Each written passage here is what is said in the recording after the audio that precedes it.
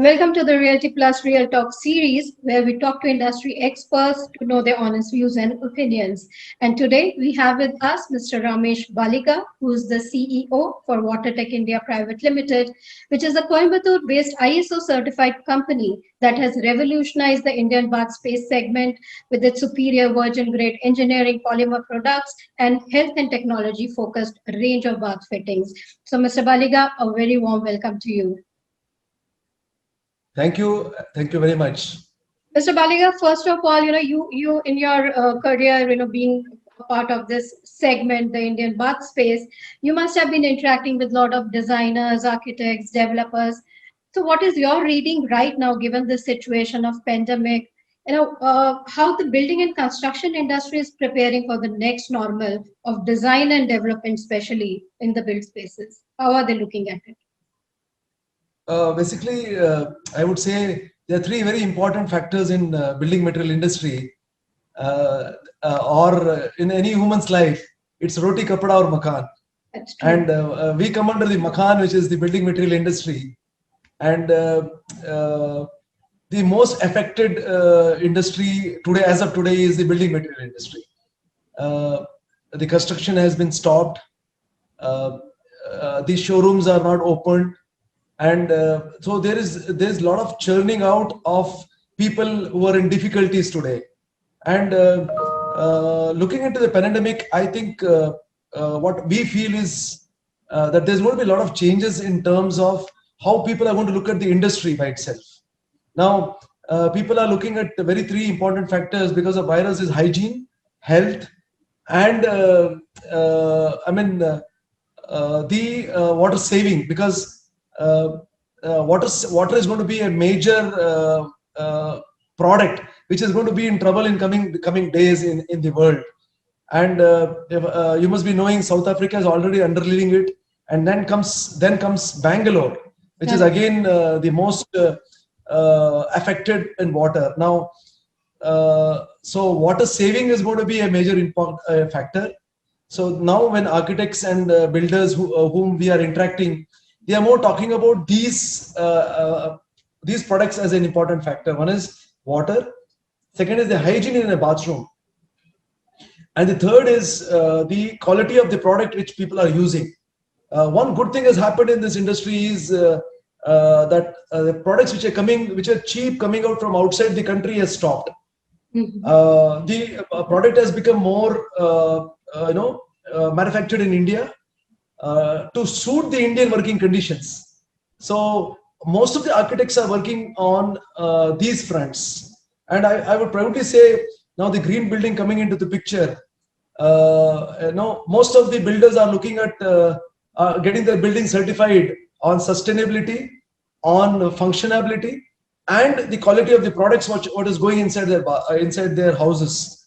Now, if you look at the bathroom space, now it's all touch based, in the sense the products are touchless kind of a product, in the sense we don't need to touch the product. We have sensors in the wash basin area. We have a completely automated intelligent bathrooms, the WCs, and even the shower areas. Now it's all become a touch tap. Gone are the days where you used to use the handle and factors coming. Now these are all expensive or affordable kinds of a thing. But if you're looking at the low segment, the mid segment, I think a lot of development has to be done in terms of getting a product at a minimal cost, because in India 70 to 80% of the construction still is under the mid segment. So we are working on various aspects, but pandemic has taught us a very important lesson. One is hygiene. Now, hygiene and bacteria, these are the major focus in our line, and I think all architects are working towards that. Okay, so in your what you have observed in the industry is that now developers are now more conscious of sustainability, what they are using in terms of products. They are more conscious of the hygiene factor that they bring within their built spaces. Exactly. That is what Mr. Baliga is saying. And also water, as Mr. Baliga very rightly said, closer home, Bangalore is one of the most worst affected states. So water is going to become a very precious commodity going forward, and water saving features already, as you mentioned, that the green building ratings, now most of the developers are going with that, so that should give another boost to such products. In coming, you mentioned about lot about touchless operations and touchless products, sensor based products. So what are the trends that you are seeing in the, especially in the Indian bathroom fittings industry? Uh, that's what I said. They are divided into a luxurious segment and a non-luxurious segment, Mhm. because they are the only two options available. Now, that also means that even hygiene should be there available in the affordable segment, which is actually the cream. Even India is looking at creating houses for everyone, and even those houses need the hygiene. So we have noticed that getting a hygiene important factor in a luxurious home is not difficult, Correct. because there is finances available for spending. But in an affordable segment, I would say it's a real challenge for companies like us who are trying to create something new in hygiene. Now, I'll just give an example of one product which we have created, which is the main unit in a WC, which is the cistern. Now, in a cistern, what happens? It's the most bacteria-prone product in a bathroom, because that's where you normally use it, and then with the same hand you're supposed to press the button for the flush to go out. So Right. now we have come out with a technology which, frankly speaking, would is just by shake of your hand it flushes. You don't have to touch the knobs, and also the product which we are sitting on, the seat covers and the quality of systems are made purely antibacterial, antifungi, and odor. Now, why these three important factors are connected with the bathrooms are because that's one area. If it is bacteria free, I think the health is taken care there, because in luxurious homes you have different bathrooms, his and her bathroom. But in an affordable segment, there's only one bathroom, and the whole house tends to use the same bathroom. Now that's where the hygiene health is very important. Now, when I was speaking about sensors, uh, we have the second bacteria prone area is the knob, which when you operate, the bacteria passes on to the knob, and that is another area where uh, hygiene plays an important role. So touchless has come there. Now you have good sensors available at very economical prices in the market, made in India, which can be used in place of basin. Now you look at soap. We use the same soap. Now the soap dispensers have come again sensor operated. You don't Right. have to touch this soap. So we are talking about EA enabled. We are talking about technology enabled products in bathroom, which is going to be the future of the industry. Now you look at the shower area. The shower area is one place where uh, uh, the water is going to be stagnated at a point if the slope of the bathroom is not good. Now you have got excellent quality of flow drains. Now the flow drains comes with cockroach traps. So hygiene in the bathroom again is spread to the cockroaches. So we are trying to avoid cockroaches coming into the bathrooms. Majority of the houses are suffering from this cockroach menace, and I think no, the focus has been on technology, but health is been carrying as a major part in the technology, and that's what India has to look at. So what is driving technology also is the health and hygiene factor. So, uh, Exactly. mhm. So like you rightly said. And I think Yeah, please go ahead. no, you can. Sorry. You rightly said, from the basics to cockroach traps, to having that, to the AI automated bath fittings. I think the entire spectrum has to be looked from a different angle now, as you mentioned, health and hygiene. But you also mentioned about, why in the upper segment, the luxury segment, these are very easy to take care of. What are the challenges for the industry to create these products more affordable for the masses to, as you mentioned, masses are the ones who actually need these products with, one bathroom or two bathrooms being used by majority of the family. So how do we make these products affordable? One is to get the technology in India is not difficult. In fact, if you ask me, we are much more superior than anybody to develop any technologies worldwide. I mean, majority of the silicon players are from India. Now, the problem in India is the adaptability of technology. Now, I create something in India, I don't get numbers. When I don't get numbers, the cost of the product is very high. Now, if the product can be affordable, now that affordability comes in two factors. When I say affordable, it doesn't mean it is a cheap product, except that there are certain functions which will be not available in these products in comparison to the luxury segment. That is still possible in India, and we have worked on it. In fact, we are talking about a WC which is fully automated, in the sense you practically don't have to use your hands. The moment you go near the unit, the lid opens by itself, and you use the whole WC. We are enabling it. We are going to do it less than ₹1,00,000 in India. So it's less than 100,000 rupees in India, and that's a very affordable segment. But if you're looking at the practical so-called affordable segment which government is proposing, there we can talk about systems which are antibacterial, antifungi. We can talk about we can't talk about sensor there, but we can always talk about prismatic taps.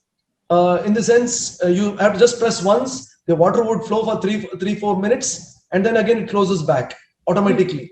Now, such products are also available. The difference is there it is touchless. Here it is touch. That's the only difference between affordability and unaffordability. Okay. So technology, we have to compromise on certain things, because when you get AI enabled, naturally the cost of the electronics and cost of the equipment is very high. You cannot get anything, and more importantly, you are facing a competition from a market like China, where they would provide you the same product at a very, very, very minimal cost. Now, technology is copied, but not the quality of the product. So, to looking into that aspect, I think India has to still study on economizing the cost of a product and getting the technology at a lower cost, and that would take about a year or so. I'm very sure by next year we would be well prepared for it, because in India, as usual, we start a little late after seeing the markets. Okay, all right. We normally are little in technology wise, we are much superior, but we take little time. Okay. I mean, I think that's perfectly fine, even if it take time, as long as we arrive where we have to arrive. You spoke about economizing the production, and which means the scale of operation, the numbers have to be aligned. That happens only with the consumers, buying in numbers. What is the consumer awareness around these, hygiene factor or the touchless? Are they aware of that? And in what segment are you seeing the awareness more?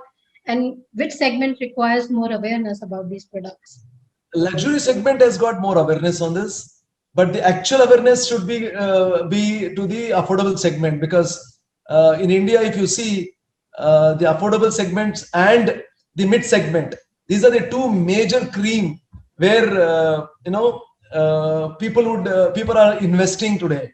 Luxurious segment, all this is I mean, they will get the best of the technologies because they can afford for it. But in affordable segment, the major cost is the EMIs and the cost of the product and the kind of investment which they're going to do it. And most of the affordable segment people are all the employees. They are not really worried about hygiene. They just want a place to stay, sleep. So that segment is the major segment. But if we can do something for them, then our issue of hygiene and health in a bathroom can be arrested, because that's the major segment in India. That's right. Any suggestions, how can we do that? How can we create the awareness? Is it through our influencers like architects and designers? Is it through some kind of actually, we are doing a lot of activities in terms of plumbing associations. We are doing a lot of trainings to the plumbers. We are also creating a segment of training. Sorry, you cannot say training. It's an educational parting educations to architects. We have conducted a lot of meetings in Credais where we are talking about water saving, we are talking about hygiene, we are talking about health to them. And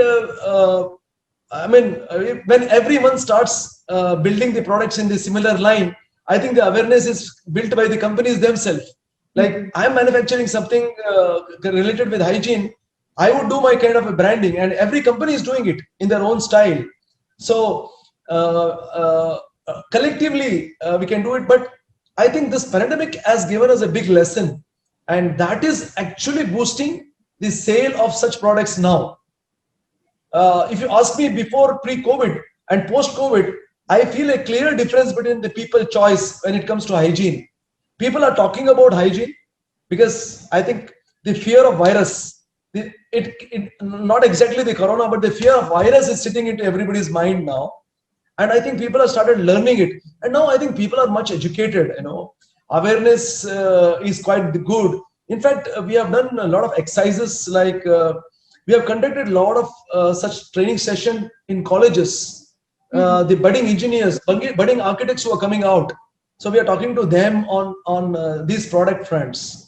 And the majority of the actual fixers are the plumbers. So the plumber training is going on. Every year we have been training a lot of plumbers, except last year because COVID, we were not allowed to have a group of people. But otherwise, we have trained a lot of plumbers in the country. I mean, every company is doing it in India. Every company related with building material industry and bathroom industry is doing this exercise.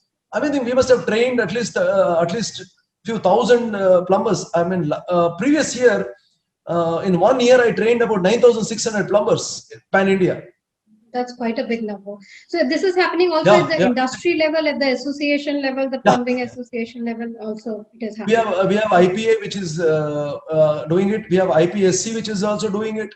And then you have CREDAI, you have Builder Association of India, everyone taking part in this exercise. And every exhibition we are talking about this in every exhibitions. We have magazine write-ups which we are giving it to the people. So it's a subject which is created by the companies, but also because of the pandemic, the people have started showing more interest in learning this. Right. If you ask me 2 years ago, sensor was available only in commercial spaces, in the sense in some restaurants or some very good commercial offices. But now it's common. If you want to see sensors, I think now it is getting into the bathrooms now. Right. Into residential bathrooms. That's right. And you mentioned rightly, going to the colleges and architectural and engineering colleges, catching them young and creating awareness. I think that's the best idea one can do. Catch them young. Right. Catch them young. Right. You spoke about pandemic, and while it has changed people preferences, it has changed people mindset, even the developers mindset. We have also seen a lot of supply chain disruptions happening. As you mentioned, you were not able to arrange the workshops for the plumbers. So how WaterTech is reshaping its strategies, its business models, given these challenges and disruptions caused by pandemic. We have a different supply chain management in our company, I mean, we have a very different system than the other companies in India in bathroom fitting. We have our own warehouses in 36 branches in India, 36 states in India. In the sense, certain states like Karnataka, Tamil Nadu, we have got 5 warehouses where we keep stock of our material. Now, we operate through our own warehouses and then to the distributor channel. So now my supplies, even during pandemic, were not stopped because I have got sufficient 45 days stock in my warehouse. So now when my product gets distributed pan India, I think the availability of our product is within 24 hours to 48 hours from our warehouse. And we ensure that the material reaches the customer within 24 hours in his residence. Now, the biggest challenge what we faced was it was disruption for about few days when there was a complete lockdown. Mhm. Other than that, partial lockdown, I think the government has given us a special permission to transfer all the goods. There was no restriction on the goods, but uh, the uh, the problem was the plumbers were not working. The shops or the showrooms were not open. So the stock got built up in our own warehouses. Now, the moment the lockdown started, I think within a couple of days, I think maximum over 4 5 days, most of our stocks have been liquidated from our place, and we have a very unique system. We ensure we are working on SAP, so all our warehouses are connected to our central warehouse in Coimbatore, and any material which is removed from my warehouses gets replaced on the same day from the warehouse, from the central warehouse. Mhm. So you have no shortage of material in terms of uh, operational wise. Now we have warehouses even in Guwahati, which reaches up to Arunachal Pradesh. Mhm. So entire northeast we are covering from Coimbatore. So if you're looking at a distribution, we have a complete spread. But it's not that affected as what I feel should have been affected. Basically, because it's our own establishment. Yes, some places we have distributors. Those places it has become a little difficult.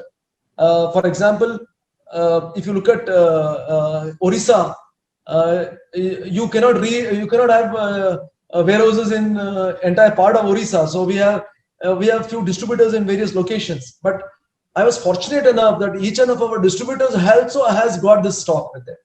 Mhm. So we have reached the customer practically we can reach within 24 hours anywhere in the country. Okay. I have about 18 to 20 trucks living every day from Coimbatore. So yeah. And That's a good fortunately, sign. That's a good yeah, sign. yeah. Okay. So how do you see, this, the future of building industry? Now we have seen, the past year we have seen how the lockdowns have impacted us. This year we have faced the second wave, but this time businesses were better prepared, with the hybrid working and things like that. How do you see the future of building and construction industry going forward? I still feel if government sticks on to its policy of providing houses to everyone by 2022, maybe that is getting postponed by 2 years or 1 year, because that's one of the manifesto of the government, the central government, where they have committed that each and every person living in the country will have a house of himself. Right. So one house means there is going to be a construction activities. Government is hell bent upon giving it to them. They have given a lot of houses even during pandemic, and I foresee that a lot of people are interested in building their own home. As I told you, very three important factors: roti, kapda, or makan. So I think all of us are working towards that, and makan is going to be a major thrust any day. I mean, if you look at last 60 years, building and material industry, even though going through the hardship, have always been successful. I'll tell you, I think most of the companies in building material industry, in bathroom fittings, have all recovered after the first COVID wave. Okay. There was no dearth of business. Most of the companies have recorded a growth, just like us. So this pandemic, we are all prepared.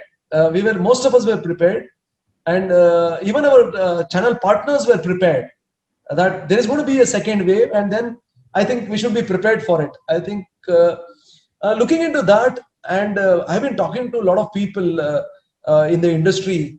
They are all giving us a very positive feelers, saying that, "Nahi, sir, I think we'll come back. We'll all bounce back." So I think my view about this is the same. Um, any graph which has reached the bottom has to rise up. That's I true. think we have reached the bottom for the second time. And I think we will rise up, because this recession, if you look at this industry does not, you have a big cycle. One of the biggest cycle is a replacement cycle. Now, everyone at home, I may not buy a new house, but I would definitely like to renovate my house. And that renovation is an ever-growing process in the country. And all constructions which are more than 5 years are getting renovated. So the industry by itself is going to get to churn out the old products, and then the new products come in. So there's going to be a churning out very shortly. And last year I could see that, after pandemic, because the work from home started, when work from home WFH started, the usage of bathrooms, usage of faucets became very high. So you had a lot of people upgrading themselves in the bathrooms. Right. So that's where the sales of everyone went up. The construction by itself had stopped, but all companies did well. And I think I would dedicate it to the replacement market. So I feel a huge future for a replacement market. Okay, fantastic. What are the growth plans for WaterTech? It's good to hear. Yes, we know that the pent up demand for residential, at least, is huge in India, and pandemic has even created more emphasis. People want to own their own homes, whether it was renters or whether it was fence sitters. They are now ready to take the plunge. And in fact, in commercial real estate also, we have seen a lot of investors are very bullish about the commercial real estate as well. What are WaterTech growth plans and business strategies for the future? We have a very aggressive plan, which we actually laid it pre-COVID. We put it on hold last year, but this year we have already started the exercise.